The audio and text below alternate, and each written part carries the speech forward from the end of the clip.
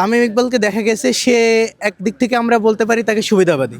সে দেখা যাচ্ছে যে যখনই যেই সরকারি ক্ষমতায় আসুক না কেন তার তার পক্ষ নিয়েছে, তার পক্ষ থেকে কথা বলেছে। তাকে দেখা গেছে যে সে আমাদের সাবেক প্রধানমন্ত্রী যিনি ছিলেন স্বৈরাচারী শেখ শেখ হাসিনা, তার সাথেও তার বিশেষ একটা ঘনিষ্ঠ সম্পর্ক ছিল।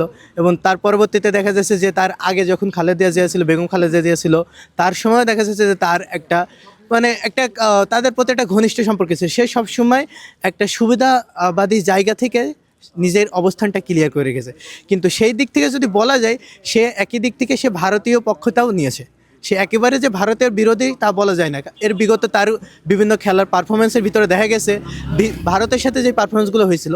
শাবাব এথনিক ওয়্যার পাঞ্জাবের জগতে একটি বিশ্বস্ত নাম।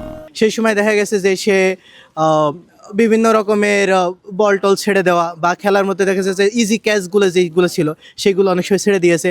এবং বল করার ক্ষেত্রেও দেখা যাচ্ছে যে সে যখন কোনো বলারকে বল করতে দিচ্ছে তখনও দেখা যাচ্ছে যে যখন ভালো পারফর্ম করতে পারছে না তার মানে বিরুদ্ধে সেরকম কোনো মন্তব্য তার দেখা যাচ্ছে না।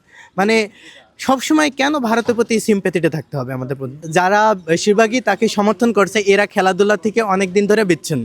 তারা কিন্তু অনেক দিন ধরে খেলা জড়িত না। রুবেল হোসেনকে দেখেন, সে জাতীয় টিমে বেশ কয়েক বছর ধরে নাই। আবার আপনি অন্যান্য যে প্লেয়ারগুলো দেখছেন যারা তাকে সমর্থন করছেন নাই।